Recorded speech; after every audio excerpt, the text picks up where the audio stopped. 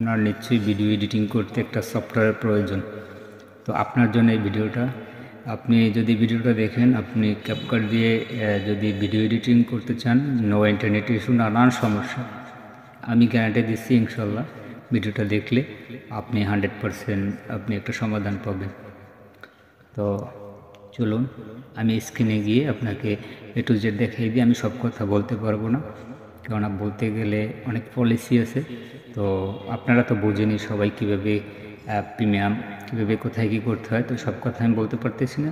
তো চলো বন্ধুরা, আমি এই যে দেখুন ক্যাপকাটটা, এটাকে ওপেন করব।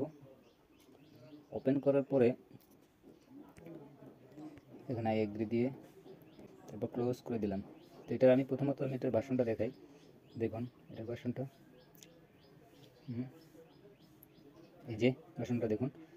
তো এখন আমি ভিডিওটায় একটা ভিডিও নিব, অ্যালাউ, এখানে এগুলো সব অন করে দেবেন। দেওয়ার পরে আমি এখান থেকে জাস্ট এই ভিডিওটাই নেব।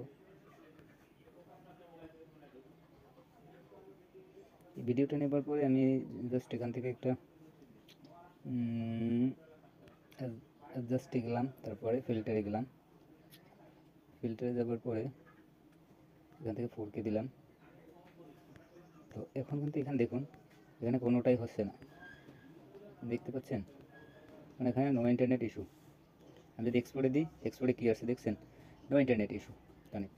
তো সেক্ষেত্রে এখন কি করতে হবে আমাদের, একটা ম্যাজিক আছে। ম্যাজিকটা হচ্ছে এই, ক্রোম ব্রাউজারে যাবেন। ক্রোম ব্রাউজারে গিয়ে এখানে সাইন আপ ক্যাপকাট লিখে সার্চ করার পরে যেটা করতে হবে, সাইন আপে গিয়ে, আমি কিছুক্ষণ আগে সাইন আপ করছি, তো আমি একটু ব্যাগে গিয়ে দেখাই।